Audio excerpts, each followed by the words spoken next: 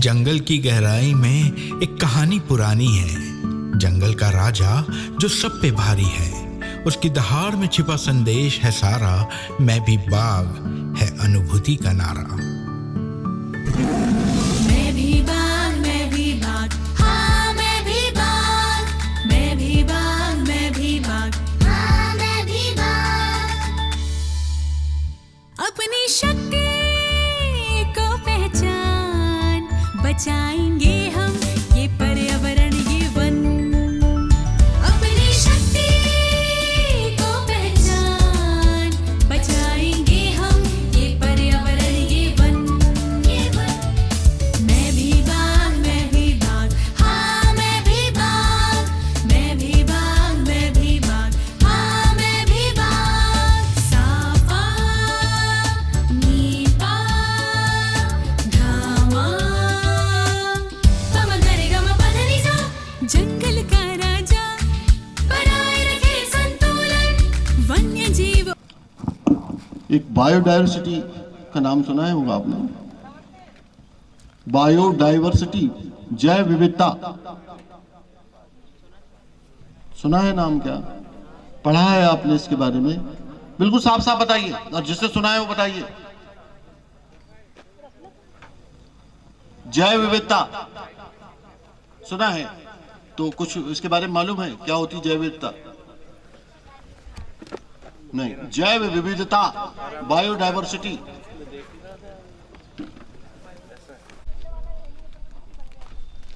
हम बायोडायवर्सिटी जो जैव विविधता बायोडायवर्सिटी है, जैसे हम यहाँ पर खड़े हैं, या यहाँ पर एक घास वगैरह दिख रही है ना, उधर जंगल है। मतलब किसी भी स्थल विशेष यानी स्थान पर जितने भी प्रकार के जीव जंतु और जितने भी प्रकार की वनस्पतियां, छोटे से माइक्रो ऑर्गेनिज्म से लेकर बड़ी तक के जो भी वहां पाई जाती है, भिन्न भिन्न प्रकार की, वहां की वो उस स्थान की जैव विविधता कहलाती है। मतलब स्थान विशेष पर अलग अलग प्रकार के पेड़ पौधे वनस्पतियों का पाया जाना और जंतुओं का पाया जाना, है ना। तो वहां पर कितने, जैसे मान लो अभी घास है, यहाँ पर ही देख लीजिए, ये घास दिख रही है ना, यहाँ पर क्या मतलब वनस्पति, क्या घास दिख रही है? वो छोटे छोटे वो शाख हर्ब्स दिखेंगे वहां।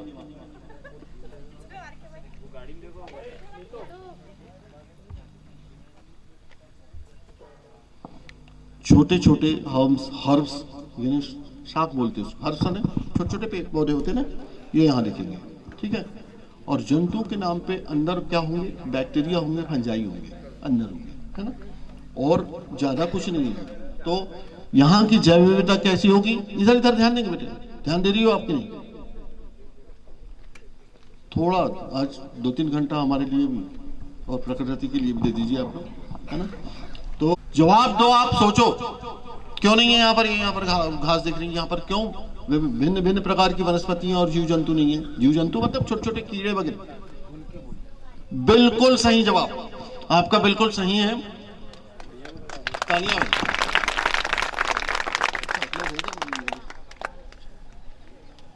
मेरे पौधे नहीं पाए, है ना। तो यहाँ पर ज्यादा जंगल, घने वन या पेड़ पौधे नहीं आ पाए, मवेशी नहीं है, क्यों नुकसान किया, है ना। और जो आए भी होंगे तो उसको नोच नोच के खा गया होगा, है ना। तो नोचना और चरना दोनों में अंतर है ना। तो नोचने का काम कौन करता है? मवेशियां ज्यादातर करती है। वैसे क्या है कि कभी कभी गाय भी नोचती है, नोच, ब्राउजिंग बोलते हैं जिसको, नोचना। और सबसे ज्यादा खतरनाक जो है नोचने में जो माहिर होती है वो बकरी होती है और भेड़ होती है ना। वो पूरी तरह से वहां की वनस्पति को बर्बाद कर देती है। अगर वो अच्छे खासे जंगल में जा रही हो तो वहां पर छोटे छोटे जो पौधे रहते हैं, तो सबसे पहले वो एपेक्स को खाती है। एपेक्स मतलब क्या होता है मालूम? एपेक्स यानी वो ऊपर जो सिरा होता है कि नहीं, जहाँ वो ग्रोथ करता है, वो पल ऊपर जो आती है सबसे ऊपर, उसको खा, उसको खा के मतलब ग्रोथ बंद हो जाती है, थम जाती है ग्रोथ। फिर वहीं के वहीं वो पौधा इधर उधर निकलता है, ऊंचा नहीं जाता, ठीक है ना। तो यहाँ की जैव विविधता क्या कहलाई? एकदम कमजोर। चाहते हैं रेत के, तो वहाँ पर ऑक्सीजन की कमी हो जाती है। ऑक्सीजन क्यों कमी है? वहाँ पर पेड़ पौधे नहीं है ना। अच्छा, पहली बात तो मरुस्थल है, वहाँ पर जो जीवन चलते हैं, यहाँ पर तो हम कितना अच्छा जीवन जी रहे हैं, है ना। यहाँ पर जो वन्य प्राणी भी है वो अच्छा जीवन जी, बस अर्थ है कि कोई शिकारी इसको मारे ना, ठीक है ना। इधर के खाना बनाने वाले हैं क्या? बड़े आसानी से अपने जीवन व्यतीत कर रहे हैं, है ना। सही बोल रहा हूँ ना मैं? वो तो जबरन जीते हैं वहां पर, ठीक है। वहां पर जैव विविधता बिल्कुल कमजोर, बहुत कम जीव जंतु पाए जाते हैं। तो इसका क्या मतलब निकला कि जहां की जैव विविधता, यानी जहां पर भिन्न भिन्न प्रकार के जीव जंतु, पक्षी, कीट और जंगली जानवर वगैरह वगैरह ये पाए जाएंगे, और जहां पर भिन्न भिन्न प्रकार की वनस्पतियां, मतलब जितनी ज्यादा प्रकार के पाए जाएंगे, वहां का जंगल भी उतना ही अच्छा होगा और वहां का जीवन भी उतना ही सुगम होगा। इस समझ में आई कि नहीं, है ना। चलिए, अपन बात दूसरी कर रहे थे। ये क्या है? और शेर, झबरा, लायन जिसको बोलते हैं, सिंह, है ना। चलिए, जानते हैं आप लोग। फिर ये बाघ जो है, मैंने बताया ना आपको कि जहां बाघ रहेगा वहां की जैव विविधता भी अच्छी रहेगी, तो वहां के जंगल अच्छे रहेंगे। जंगली जानवरों को फल और खाने के लिए पाला वगैरह भी बहुत अच्छा उपलब्ध रहेगा। और एक चीज और है कि वहां पर भिन्न भिन्न प्रकार की वनस्पतियां होती है ना, तो जितनी जितनी भिन्न भिन्न प्रकार की वनस्पतियां होती है, उतने ज्यादा जीव जंतु, उतने प्रकार के जीव जंतु वहां पर पैदा होते हैं, वहां पर रहते हैं, वहां आवास करते हैं और अपना जीवन चक्र वहीं पर ही व्यतीत करते हैं। अब जैसे मान लीजिए हमने किसी जंगल में प्लांटेशन कर दिया सागौन का या और किसी चीज का, तो वहां पर उस स्थान पे उतने ज्यादा जीव जंतु या वनस्पतियां नहीं पाई जाएगी, ठीक है ना। इसमें सूक्ष्म माइक्रो ऑर्गेनिज्म वगैरह भी हैं। शिकार करते हैं जितना उनको आवश्यकता होती है, उससे ज्यादा नहीं। 15 दिन में एक मारना है, मारेगा, ठीक है ना। तो आवश्यकता से ज्यादा भोजन कि मार दिया और पड़ा है ना, मार दिया और पड़ा है, ऐसा नहीं। वो उतना ही शिकार करता है जितनी उसको आवश्यकता होती है। तो ये सीखने वाली बात है। जैसे हम बफे सिस्टम वगैरह रहता ना, तो कुछ भी ले लेते हैं, तो फिर उसको जब खवाता नहीं है तो उसको डाल देते हैं डस्टबिन में, है ना। तो इससे एक ये सीख मिलती है।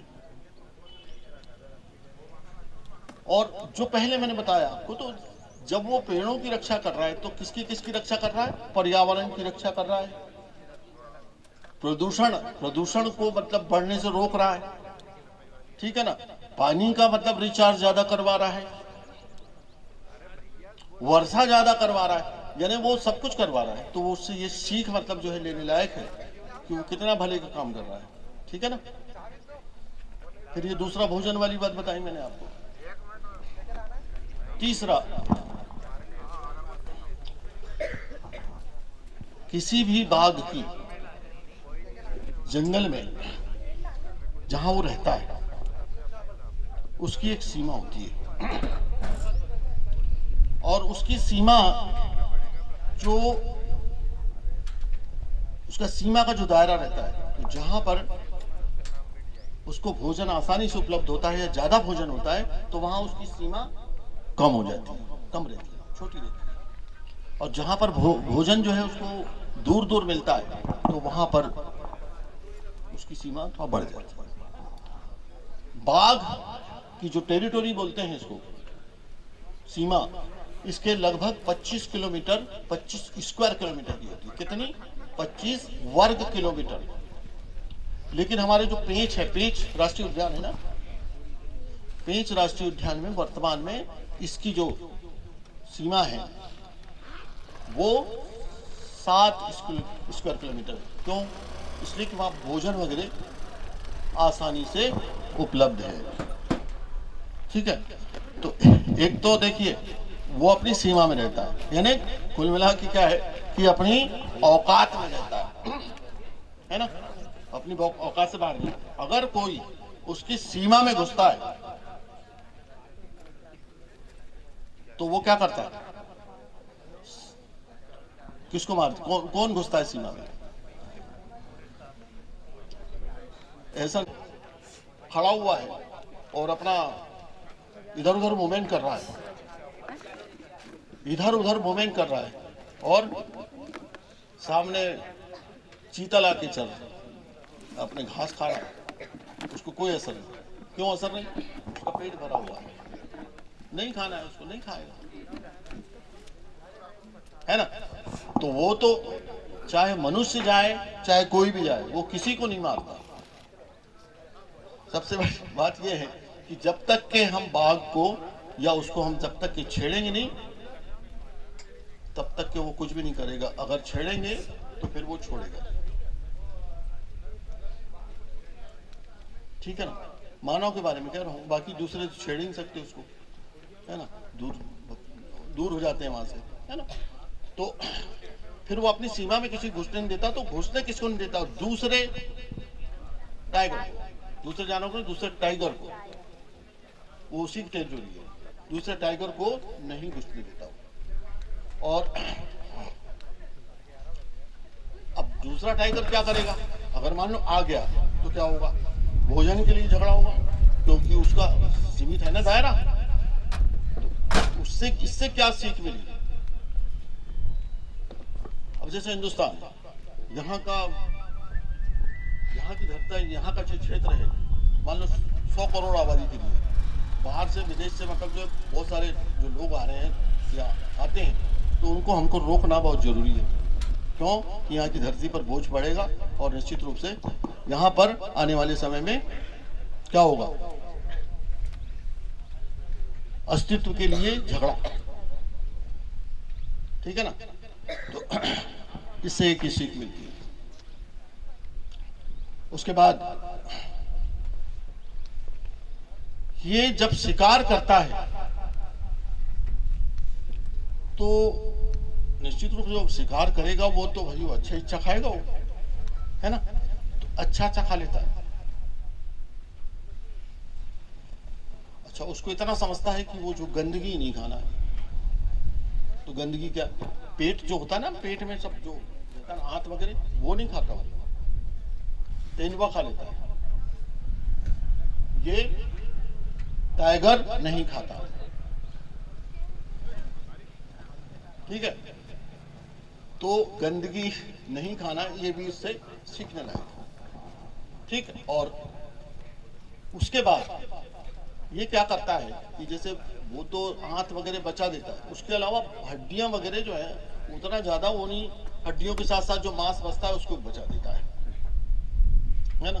और वही बचा वाला मांस जो लकड़बग्घा है या और भी दूसरे जानवर है, लोमड़ी वगैरह, वो खाते हैं। वो सक्षम नहीं होते उतने शिकार करने में। ज्यादातर वो निर्भर किस पर होते हैं? जो ये तेंदुआ और जो टाइगर है, ये शिकार करते हैं तो बचा हुआ खाते हैं। यानी कि कुल मिला के ये उनके लिए भी छोड़ता है, यानी दूसरों का भी ध्यान रखता है। ये सीख और भी बहुत सारे मतलब जो है ये टाइगर के, इसलिए ये हमारा जो मैं भी बाघ जो थीम है वो इसलिए 2023-24 के लिए रखी गई है। मैं हमारे जो राय साहब हैं उनसे अनुरोध करूंगा कि बच्चों को कुछ इसके बारे में। Thank you sir. यहाँ के इस कार्यक्रम में उपस्थित आदरणीय मास्टर ट्रेनर साहब, डिप्टी रेंजर साहब, हमारी फॉरेस्टर्स और अन्य संस्थाओं से पधारे प्राचार्यगण, शिक्षकगण, प्यारे बच्चों, अन्य स्टाफ, यह हमारे लिए बड़े एक अच्छे अवसर की बात है। अनुभूति कार्यक्रम 2024 के अंतर्गत दिया और आज के जो इवेंट्स है, जो कार्यक्रम है, उसमें आपको प्रकृति से जुड़ने का एक बहुत अच्छा मौका मिलेगा, जो आपकी लाइफ में हमेशा अविस्मरणीय रहेगा। और जहाँ तक मैं समझता हूँ कि प्रकृति से हटके हम कुछ भी नहीं सोच सकते। हमारी जहाँ दिनचर्या चालू हो जाती है, उसी से प्राकृतिक चीज़ों का हमको ज़रूरत या आवश्यकता महसूस होती है। जैसे आप सबसे पहले उठेंगे, पानी की आपको ज़रूरत पड़ेगी, वो प्रकृति के प्रदत्त है। फिर आप जो भी वस्तुएं यूज करेंगे वो ज़्यादातर हमको नेचर से या प्रकृति से ही मिली है। और आज हम जो शिक्षा ग्रहण कर रहे हैं, जो पेपर बन रहा है, वो भी प्रकृति में उपलब्ध एक बांस का वृक्ष या पौधा होता है, उससे ही पेपर बनता है। उस पेपर पर ही हमारी बुक्स प्रिंट होती हैं। आज हम जिस फर्नीचर पे बैठते हैं वो प्रकृति प्रदत्त है मैक्सिमम। आज आपने जो कपड़े पहने हैं वो प्रकृति प्रदत्त है। तो प्रकृति या नेचर से हटके हम नहीं कुछ सोच सकते। इसके अलावा सर ने जो बताया कि अनुभूति कार्यक्रम 2023-24 का लोगो मैं भी बाघ, तो बाघ से आपको बहुत कुछ सीखने को मिलेगा। पहली बात, जैसे सर ने अभी कहा कि बाघ एक अपने निश्चित दायरे में 25 वर्ग किलोमीटर का और पेंच उद्यान में 7 वर्ग किलोमीटर का इनका दायरा है, तो वो उससे नहीं जाता। तो इससे हमें ये सीख मिलती है, जब तक वहाँ हर चीज़ें उपलब्ध है। ये बात अलग है कि ज्ञान के लिए, विवेक के लिए आप के लिए 7 समंदर और पूरी दुनिया खुली है। वहाँ के लिए आप अपने आप को ले जा सकते हैं, घूम फिर सकते हैं। और साथ ही आज जो कार्यक्रम के अनुसार आपको यहाँ बताया जाएगा, उसे ध्यान से सुनिए। उसमें क्वेश्चन आवर्स होगा। यहाँ पर जो आपको बताया जा रहा है उससे संबंधित प्रश्न पूछे जाएंगे। जो उनका बेहतर जवाब देगा उनको पुरस्कृत किया जाएगा। तो यहाँ हम आए हैं, एंजॉय भी करें, सीखें भी, तभी आज के इस शिविर का, आज की इस यात्रा का बेहतर उपयोग हम कर सकेंगे। और मैं पुनः धन्यवाद देना चाहूँगा वन विभाग को कि आपने हमारे स्टूडेंट्स को, टीचर्स स्टाफ को और हमें प्रकृति से जोड़ने का एक अच्छा अवसर प्रदान किया। Thank you. जय हिंद। श्रीमती परवीन शेख मैडम से, श्रीमती विनीता जैन मैडम से, सुश्री पुनिका पवार जी से कि महिला सभ्यता संस्कृति को आगे बढ़ाते हुए आज के कार्यक्रम की शुरुआत करते हैं। आदरणीय राय सर, आदरणीय शिवारे सर, निवेदन है कि मां सरस्वती का पूजन अर्चन कर, दीप प्रज्वलित कर आज के कार्यक्रम की शुरुआत करें।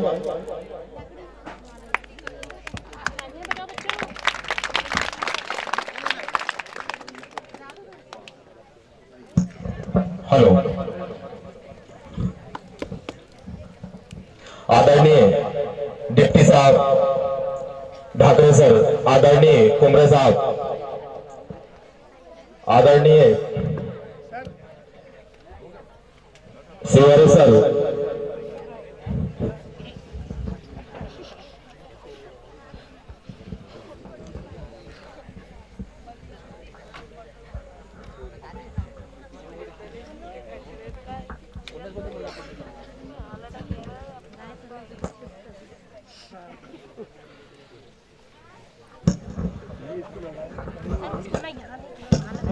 आदरणीय एरवार सर, डिप्टी साहब, नर्सरी प्रभारी अहिरवार सर, आदरणीय सलाम सर, आदरणीय भारती सर, आदरणीय भलावी जी, सभी यहाँ आकर मां सरस्वती का पूजन अर्चन कर आज के कार्यक्रम की शुरुआत करें।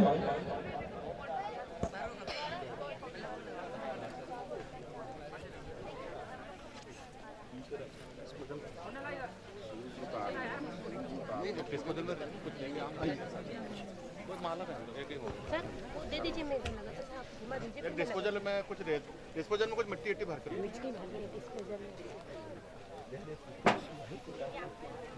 हाँ, लगा दीजिए, उसमें भी लगा था। नहीं, अभी निकाल दीजिए ना। आप घुमा दीजिए, मुझे दे दीजिए, मैं लगा दूँ। हेलो प्यारे बच्चों, पूजन के समय अपने स्थान पर बिना बात किए हुए 2 मिनट के लिए खड़े हो जाएं।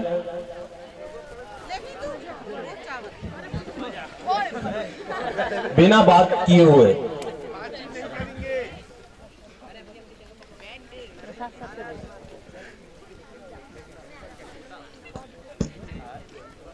और हमारे आज के कार्यक्रम के मास्टर ट्रेनर और इस कार्यक्रम के हमारे मुख्य अतिथि आदरणीय श्री शिवारे सर मां सरस्वती का पूजन अर्चन करते हुए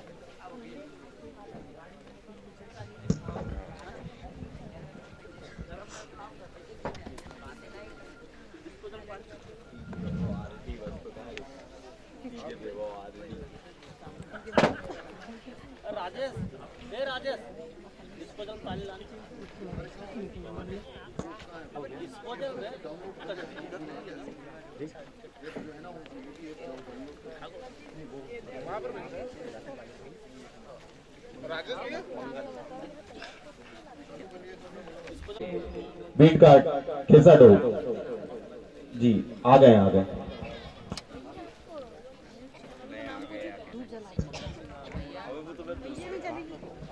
चलो बैठ जाएं।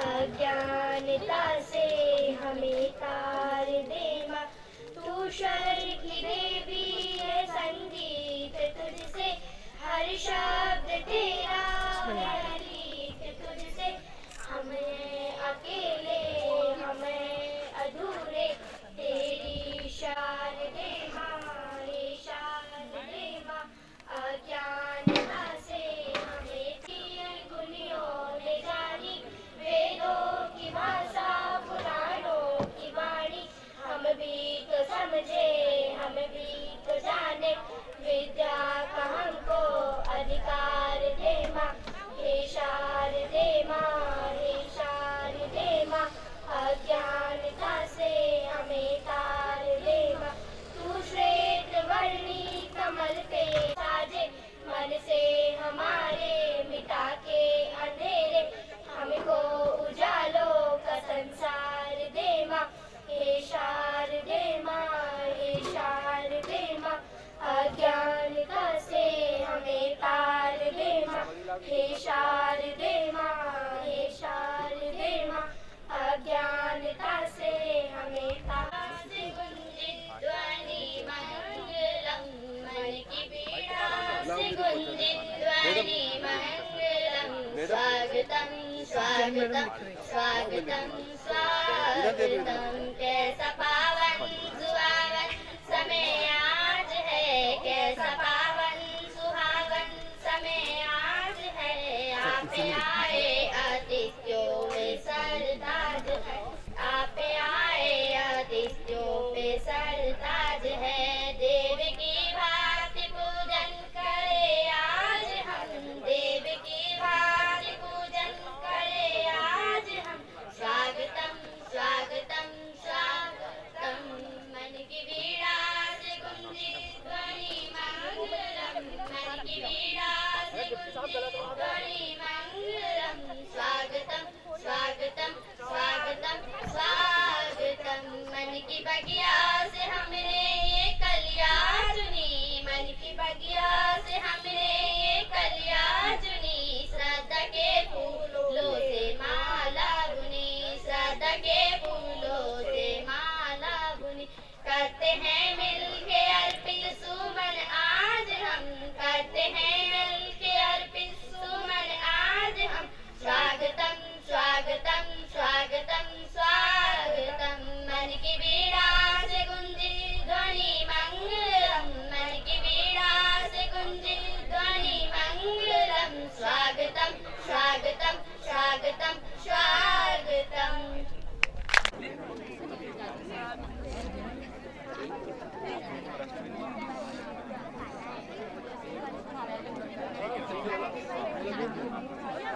ये पहली रोटी चालू मान लो।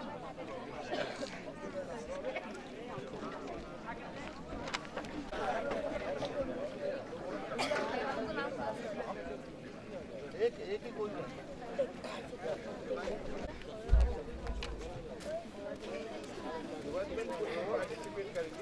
राकेश माला किस है?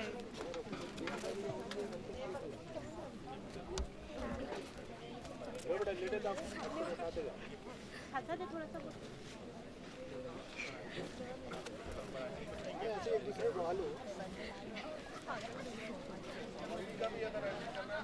बेटा जहाँ हाथ नहीं जा पा रहा हो एक दूसरे को पास कर दो, आप लोग एक दूसरे को पास कर दो जिधर हाथ में जा रहा हो।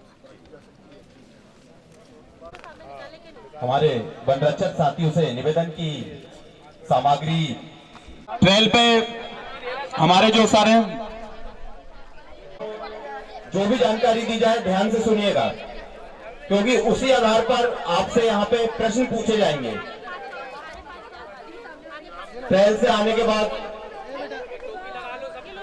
भोजन किया जाएगा, उसके बाद फिर निबंध प्रतियोगिता, चित्रकला प्रतियोगिता होगी। उसके पश्चात बहुत ही मजेदार और महत्वपूर्ण प्रश्नों का एक कार्यक्रम प्रश्न मंच होगा।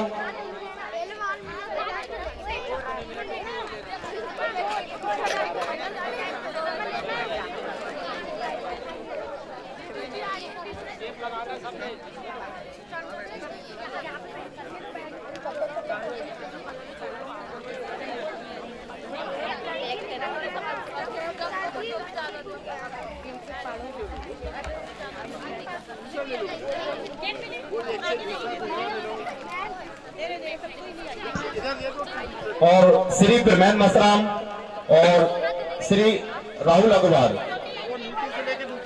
अग्रवाल जी, आप दोनों से निवेदन है कि जो भी यहाँ पे इवेंट्स हो रहे हैं, जो भी प्रतियोगिता, सभी की फोटोग्राफी अपने मोबाइल से करते जाएं।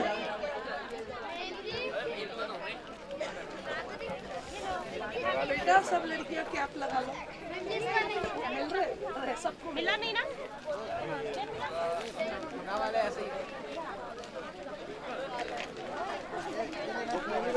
पीछे पास करना, जैसे पास हो जाएगा। एक ये बुक दे देना, कैप लगाते जाओ, जिसको मिल रहा कैप लगाते।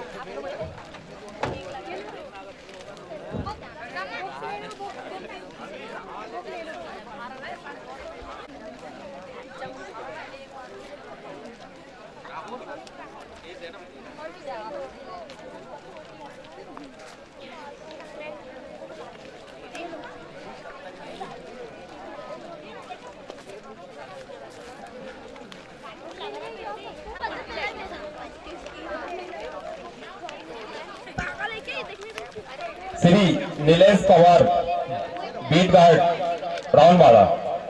आप भी फोटोग्राफी का काम करेंगे अपने मोबाइल से।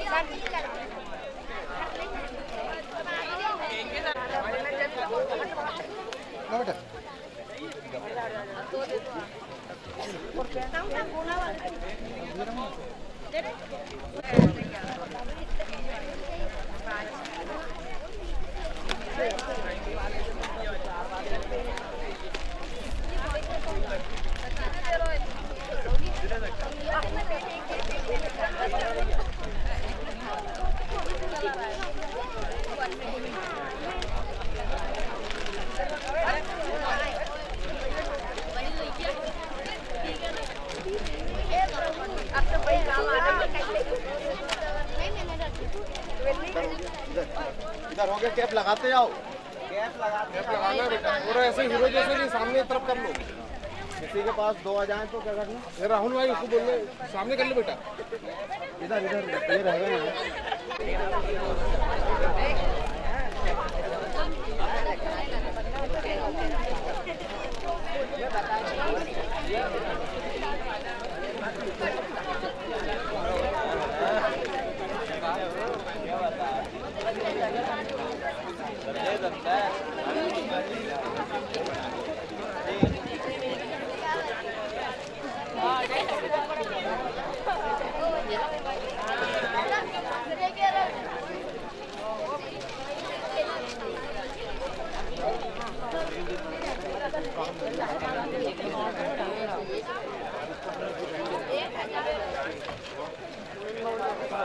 अपनी जगह पे रख दीजिएगा।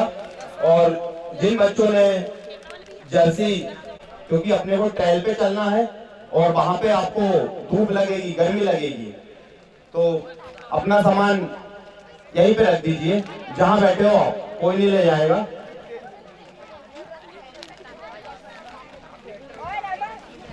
और